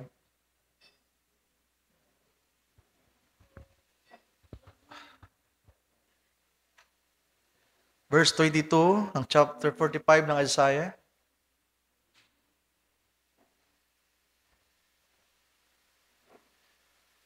Sabi diyan, kayo'y magsitingin sa akin at kayo'y mga ligtas. Lahat na tagawakas ng lupa, sapagkat ako'y Diyos at walang iba liban sa akin. That's nothing but the truth.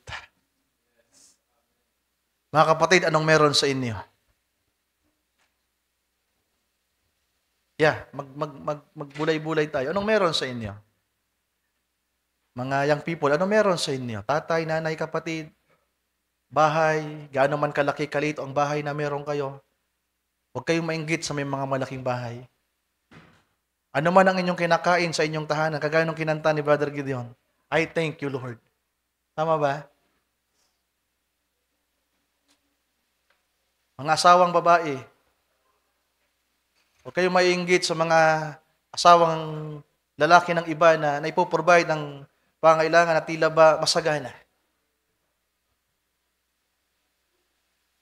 Anong meron sa atin? Anong meron sa atin, mga mahal kong kapatid? Kung meron tayong mga anak, mga magulang, ihandog natin sila sa Panginoon. Sa mga mag-asawa na hindi pa nag-commit ng kanilang vow at hindi pa nabasbasan, bakit hindi nyo i-commit ang inyong sarili? Lord, kami bilang mag-asawa, nais naming ipagkatiwala sa iyo ang aming pagsasama. Pagpalain niyo po, Panginoon, ang aming pagiging mag-asawa. Alam niyo, sa ibang simbahan may nakita ako na isang pamilya, di pinagpipray. The husband, the wife, and their children's. At nung isang araw, nung mga nakaraan, nilid ako ng Panginoon na kausapin ng isang pamilya. At ginawa ko to sa unang pagkakataon. I prayed for them. Kinausap ko sila. Yung mag-asawa, yung mga anak nila, pinatawag ko, kinausap ko, pinag-pray ko sila. Wala akong ibang hangad kundi pagpapala sa pamilya nila. At para sa lahat ng pamilya na nandito.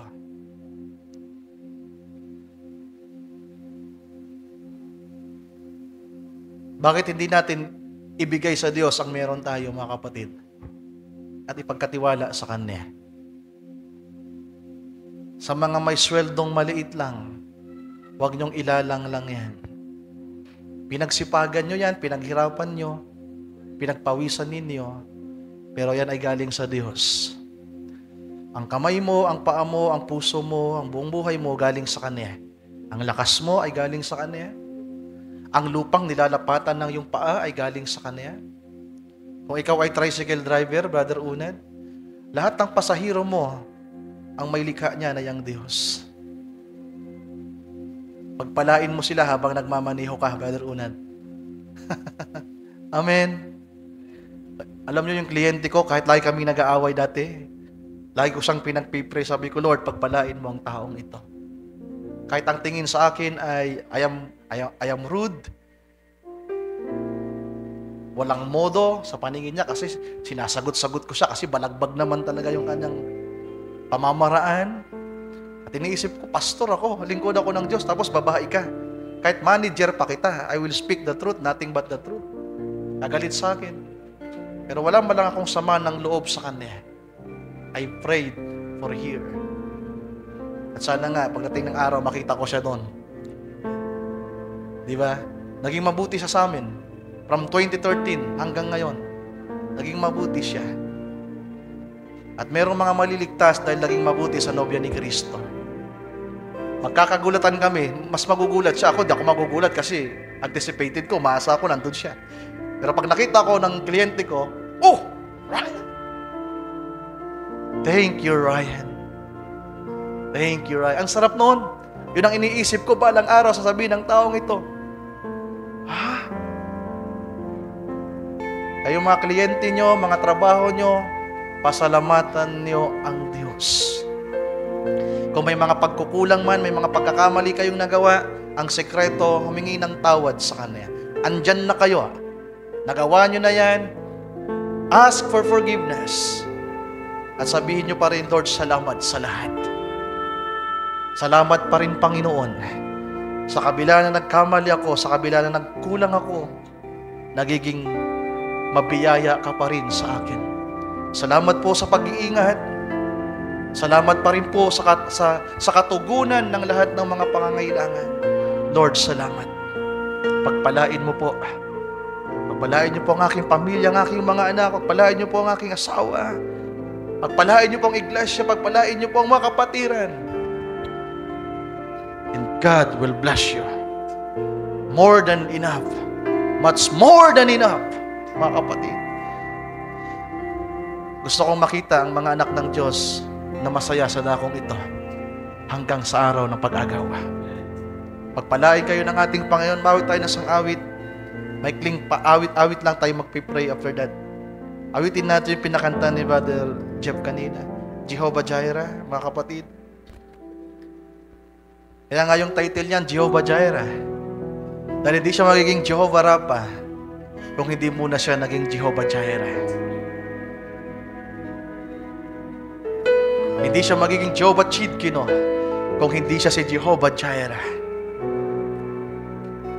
Salamat sa Diyos natin na hindi nagdamot, mga kapatid. Nang iladlad niya ang patibayan ng langit at lupa. Salamat sa kanyang mga nilikha. Mga kapatid, ang earth, ang universe, ay galing sa ating makapangyarihang nag-iisang Diyos. Wag na wag niyong kalilimutan na yan. Kaya anumang mga kabalisahan, anumang mga pag-aalala, takot, mga alisnawa sa ating puso. Kapag ang tiningnan natin ay ang Diyos na nagpapatawad, na nagpupuno sa lahat ng ating mga kakulangan, na tumutugon sa lahat ng ating pangangailangan, kahit ang mga imposibleng bagay kaya niyang gawin. Alam ko, mahal niyo ang inyong mga mahal sa buhay. Tatay at nanay niyo, kapatid ninyo, mga kaibigan, kamag-anak. Mahal niyo ba sila? Handa ba kayong tumulong sa kanila? Tingnan niyo ang ginawa ng ating Panginoon. He feed 5,000 men. Na hindi niya alam kung sino yung magiging faithful doon o hindi. At the end of the day, habang nagpapatuloy sa ministry ang ating Panginoon, yung libo-libo na followers niya, naging 70 na lang. Mula sa 70 na followers niya, naging 12 na lang. At mula sa 12, meron pang Judas Iscariote, naging 11 na lang. Pero hindi tumigil ang Panginoon. Hindi tumigil ang kanyang mga alagad sa pagbabahagi. Nang ibigay ng Panginoon ang tinapay at isda sa mga apostoles, ipinamahagi din nila. At habang ipinamamahagi nila, ang pagpapala ay lalong sumasagana. At salamat sa ating Panginoon, salamat kay Apostol Pedro, sa mga apostoles, andito tayo ngayon. Amen! Hallelujah! Andito tayo ngayon, mga mahal kong kapatid. Andito kayo. Andito tayo. Hindi ko alam kung anong nasa puso ninyo. Simple lang ang hinihingi ng Diyos sa inyo sa umagang ito. Manampalataya at pagpasalamat sa Kanya. Mga anak, ng musmos pa, salamatan niyo ang Diyos na may mga magulang kayo. Pasalamatan niyo ang Diyos na may mga magulang na umakay sa inyo sa gawain. At salamat din sa Diyos sa mga manggagawa na patuloy kayong dinadala sa dakong ito. Hallelujah. Tayo mawit mga kapatid, isang maikling awit lang. May mananalangin. Lord, salamat sa iyong mga salita. Purihin ka, Panginoong Diyos. Jehovah Jireh, my provider, you are more than enough. Hallelujah! Hallelujah! Hallelujah! Jehovah, yes Lord! Patuloy kaming magnitiwala sa iyo, Panginoong Diyos. Patuloy kaming maghihintay, Panginoon. Hallelujah. Jehovah Shammah, you are with me. You supply all my needs. You are more than enough. You are much more than enough. You are more than... Yung chorus na lamang sa uling pagkakataon. More than enough. You are much more than enough. You are more than enough. Isang pa. For me, you are more than enough. You are more than enough. Hallelujah. You are much more than enough. You are more than enough for me. You are more than enough. Much more than enough. You are more than enough for me. Can we say amen, mga kapatid? Amen. Hallelujah. Hallelujah. Do you believe that? Tumingin nga kayo sa akin, mga kapatid. Naniniwala kayo? Naniniwala kayo? I hope so. Meron tayong Diyos. At ang Diyos natin ay totoo. Salamat sa Kanya. Salamat sa Kanya sa lahat. Tayo manalangin. Ama naming Diyos na banal at dakila. You are the great provider, Lord. Lahat ng kailangan namin ay nasa iyo. You are the creator of all things. You are the source of all things, Lord God. Ikaw po ang nagmamay-ari ng lahat. At salamat po sa iyong mga salita, sapagkat ito ang nagbigay ng liwanag sa amin, ng katotohanan kung ano ang meron sa buhay na ito. Salamat po sa mga salita mo na patuloy naming napapakinggan at naririnig, Lord. Bagamat ang kaaway ay tuso at madaya, ang kanyang mga lalang ay tila ba nariyan na umaaligid, Panginoong Diyos, na ang ilan ay bilanggo at bulag sa katotohanan. Nakagaya pa ng sinabi ni Apostol Pablo, tila ba ang kalagayan ng mga ito ay mga nagayuma, na engkanto, Panginoong Diyos, na ang nakikita ay ang mga bagay na hindi totoo. Lord, kung meron man sa amin nasa ganitong kalagayan, ikaw po, Lord, ang Diyos nagpapalaya. Palayain mo ang aking mga kapatid na nasa ganitong kalagayan. Ang mga kabataan, Panginoon, na nahuhumaling sa mga bagay ng mundo, na tila ba hindi nila makita ang realidad, hindi nila makita, Panginoong Diyos, ang iyong ginawa sa kanilang buhay, ang pag-aalay mo, Panginoon. Hindi makita ang iyong salita sa kanilang buhay. Lord, ikaw lamang ang may kakayahan na umalis ng mga tanikala na nasa kanilang mga mata, mga gapos na gumagapos at umaalipin sa kanila, Panginoon. Abutin niyo po at tulungan ang mga kabataan na ito, Lord. Lalong-lalo sila na tila ba nalalayo at napapahiwalay sa gawain. Lord, ipinagkakatiwala namin sila sa iyo. Pagpalain mo pa rin ang aming mga kapatid na ito, na sa kabila ng mga pagkukulang, Panginoong Diyos, kayo na po ang bahala. Salamat pa rin po sa buhay nila. Sa mga tatay at nanay na nandito, Panginoong Diyos, pagpalain niyo po ang aking mga kapatid na ito. Salamat po sa buhay nila. Alam ko maraming mga kakulangan, Panginoon, sa pagitan ng mga mag-asawa. Pero walang imposible sa iyo, dakilang Diyos. Ikaw ang nagpupuno, higit sa sapat pa, Panginoon, ang magagawa mo para sa aking mga kapatid na ito. Sa mga tatay ng tahanan, Panginoong Diyos, salamat sa buhay na meron sila. Pagpalain niyo po ang aking mga kapatid na ito. Ang mga manggagawa sa dakong ito, Panginoong Diyos, ang mga nasa ministry, Lord, salamat. Hallelujah. Bagamat maraming mga pinagdaraanan, Panginoon, salamat pa rin sa iyo. Salamat pa rin, O Diyos, sa lahat, Panginoon. At patuloy na pagpapala ang igawad mo sa aking mga kapatid, sa kanilang buhay, sa ministry, sa pamilya, Panginoon. Salamat po sa lahat. Hallelujah. Sa lahat ng mga tao sa paligid, Lord, salamat. Sa lahat ng mga bagay na sa paligid, salamat. Pagpalain mo po, Panginoong Diyos, lahat ng iyong lalang, lahat ng iyong gawa ng iyong makapangyarihan, pagbiyayang kamay, Panginoong Diyos, pagpalain niyo po para sa kaluwalhatian at kapurihan ng iyong dakilang pangalan. Maraming salamat po sa umagang ito. Salamat po sa gawain.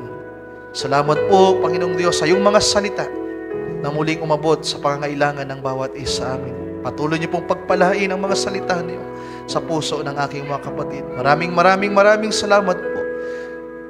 Sa iyo namin patuloy na ipinagkakatiwala ang lahat, Lord. And we bring back to you all the glory and honor and praise.